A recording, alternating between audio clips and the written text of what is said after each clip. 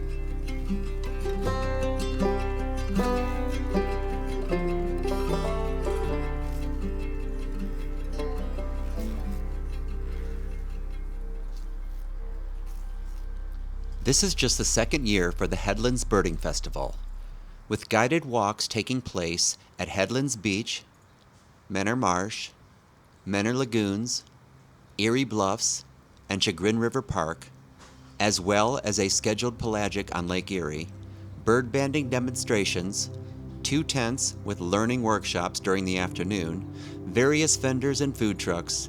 There was plenty of activities to enjoy. The group walks did fill up fast, but there is still plenty of opportunity to explore on your own. If you are new to the area and are not aware of where the best spots to bird are, here's a brief overview. At the Marsh, you have Wake Robin Boardwalk, Zimmerman Trail, Curvin Trail, and Shipman Pond, as well as the Pipeline Trail, which was open during the afternoon on Saturday. At Headlands, you have the beach area, the dunes area, and the wetlands at the west end, which used to be a parking lot. On Saturday, I participated in the kayak tour, the pipeline trail exploration, a talk on the history of the Menor Marsh, as well as explored the beach area on my own with many other birders doing the same thing. On Sunday, I attended a bird banding, explored the Marsh Edge Trail at the lagoons, and went on a guided pipeline trail hike led by the Cleveland Museum of Natural History. All in all, it was a great weekend to spend, with over 360 registered birders. During the festival, 125 bird species were recorded on walks held during the festival. All 7 Ohio woodpecker species, 20 species of warblers, and 8 species of shorebird were seen during the festival weekend. So I'm going to try to get through these 2 birds real quick. But, yeah. You know which species? It's not the common one. Bells? No, we don't have those. Yeah, Philadelphia. Oh, I just guessed that. Oh my gosh, that is so cool. Okay. But yeah, we only catch about 2 or 3 of these a season, so it's not like red-eyed vireys will capture maybe 100 or maybe 50 a season. She opened the band already and then closing it around the leg. It's just like a bracelet. It doesn't injure the bird in any way, and it's very, very lightweight. So this one weighs 11.8 grams, which is about 15 paper clips, somewhere around there. No, it's not a hummingbird. Oh, I'll show you guys. Thank you. We don't ban hummingbirds, but we do check them for bans to make sure that they're not banded. You need a special permit to ban hummingbirds. Oh my gosh, these are like one of my favorite birds. I love hummingbirds.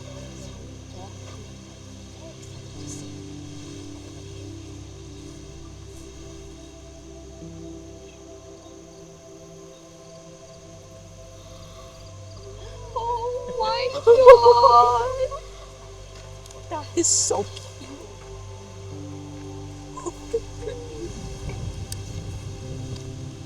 So probably a female. The young male should have a little bit of red coming in by now on the throat. He's so tiny. But usually when we get these, there's a little bit of pollen on the beak. This one doesn't have much on it, but sometimes they are loaded with pollen on the beak. One of the little feathers that lost inside the bag. Oh my god. That is so... But yeah, they're incredible flyers. It's hard to believe this bird's going down to Central America or South America. Sorry. He's weigh about 4 grams. How long is he? He looks so much smaller up close. Yeah, this ruby-throated hummingbird is a really small species, especially compared to some of the ones in South America. Listen for when they fly away. Oh yeah, you can hear them. Okay. Are you supposed to sit there? That's right. There we go. That is beautiful.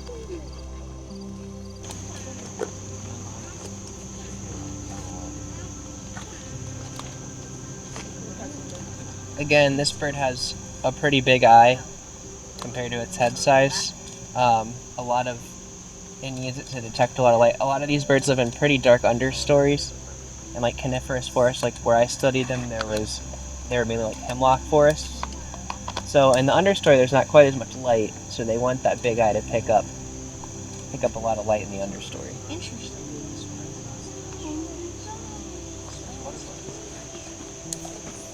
He's looking at it. Is she? Good. Let me start this first. Green sheep thrush.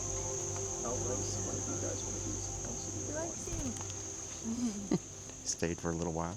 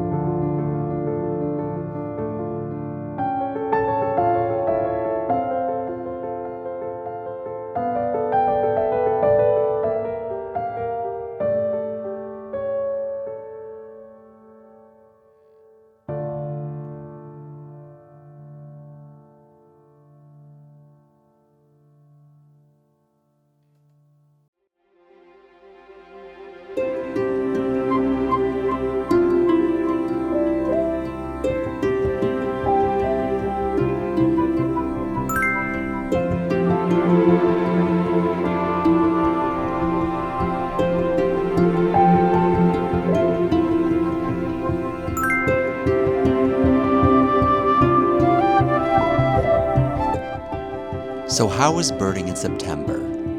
I continue to make progress towards my 200 Ohio bird goal, and I continue to learn more about warbler identification. It's been 9 months since I've started documenting my birding adventures, and the incredible memories keep adding up. I did not gain any new warblers this month like I had hoped, but I did see 2 new birds at the banding station, a mourning warbler and a gray-cheeked thrush. But I need to capture the birds I see on film and in the wild in order to count them, so I can't count those 2 birds. My schedule in life is pretty busy right now, and getting out to bird is increasingly difficult. But I do have a short trip to Hocking Hills planned, and I hope to capture some of the beauty of Ohio as well as some new birds. So until next time, get out, go unwind in nature, and as always, happy birding!